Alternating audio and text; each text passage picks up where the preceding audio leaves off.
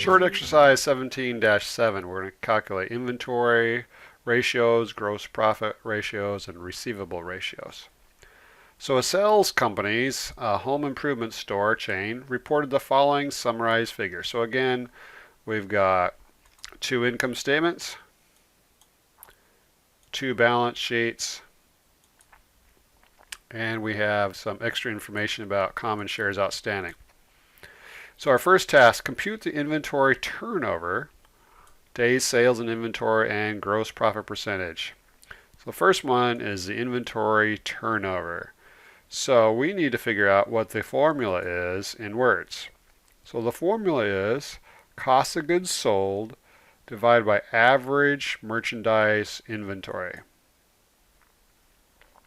So to get cost of goods sold, we open up the income statement, and notice this says to calculate it for 2024. So 2024, the COGS is 28,400. So over here I have the solution. So the number on top is 28,400, and then the number on the bottom is the average merchandise inventory. So to get that, open up our balance sheet, and our inventory for merchandise 6,900 in 2024, and the previous year 8,600. So we're going to add those two, divide by 2, and that gives us 7,750. So then we're going to take 28,400 divided by 7,750 gives us 3.66. And notice it says to round it to 2 decimals.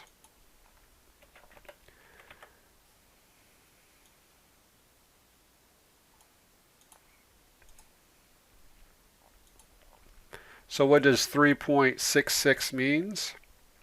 It means that the company sells its average inventory 3.66 times per year. Is that good or bad? Well, that depends on the industry. If you sell sushi, that's really bad. Next, we're going to compute the days sales in inventory. Round interim calculations to 2 decimal places, such as x.xx, and round your final answer to the nearest whole day. So we need to insert the formula in words for days sales and inventory, also called days in inventory. So the formula is 365 days divided by inventory turnover. So I've got the formula over here. So we're going to take 365 days in a year divided by this turnover, inventory turnover, which we already calculated, 3.66. So 365 divided by 366 gives us 100 days, and notice it says round to the nearest, round the final answer to the nearest whole day.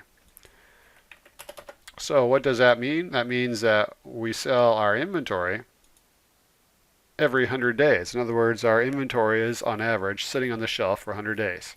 Is that good or bad? Well, it depends on the industry. Again, if you're selling sushi, that's horrible.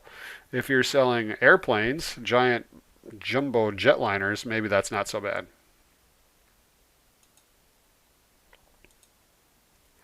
Next, we're going to calculate the gross profit percentage. Round your answer to the nearest 1/10 of a percent, x.x percent. So we need to insert the gross profit percentage formula. It's gross profit divided by net sales, or also known as net sales revenue. So how do we calculate gross profit? Well, gross profit is net sales minus COGS. So we will find that on the income statement.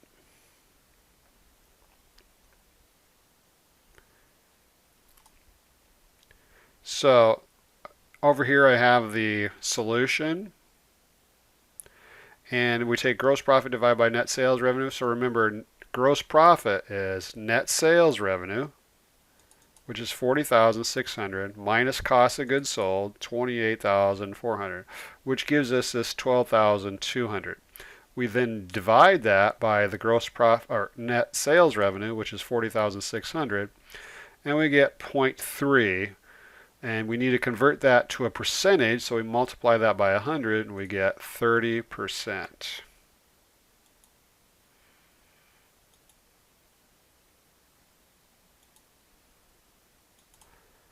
Next, we want to compute the days sales and receivables during 2024. Round intermediate calculations to 3 decimal places.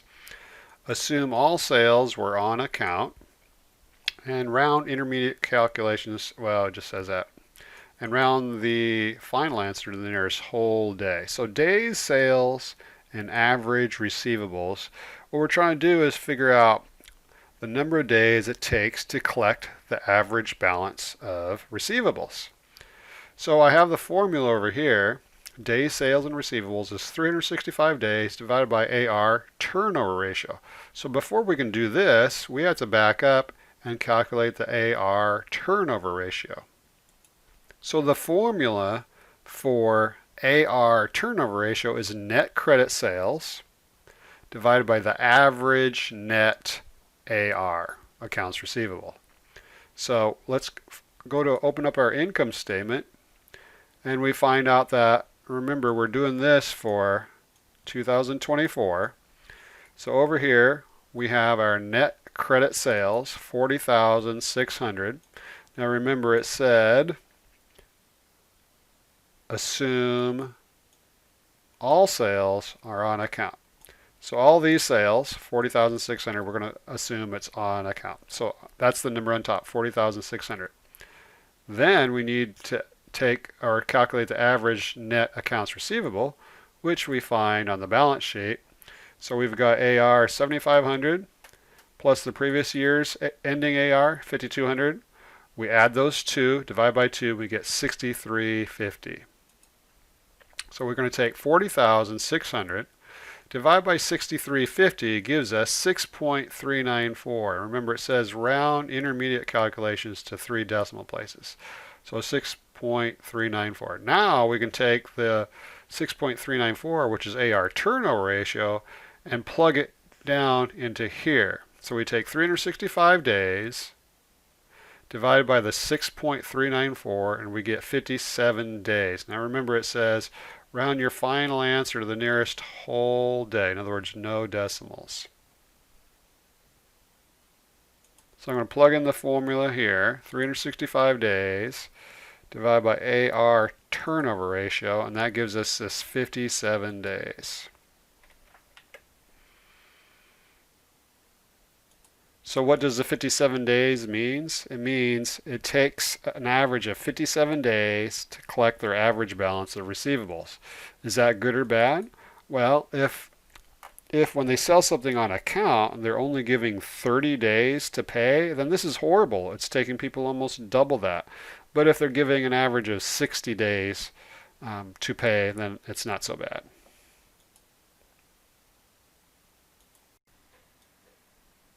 Requirement 3. So they want us to look at these ratios and see what they say about the company's ability to sell inventory and collect receivables. So here in green, we have the industry averages. So the first one they want us to look at is inventory turnover ratio. So the company's inventory turnover ratio is up here, 3.66. So the higher, the better. The more they turn over, their turnover means the more they sell it, more frequently and more quickly they sell it. So the industry average is 4.4. So that's not good. This company's inventory turnover is low.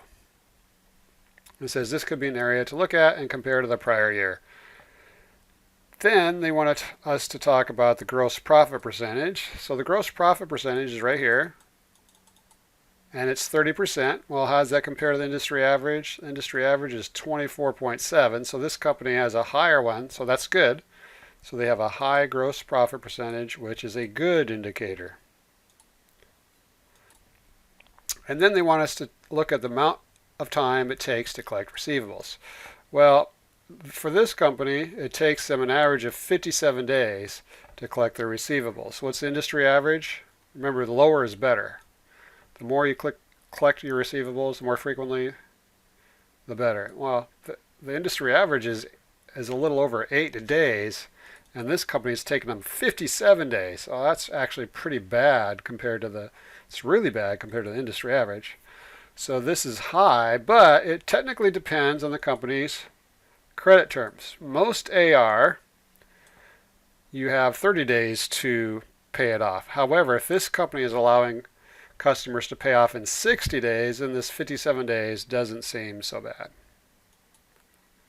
And that's it.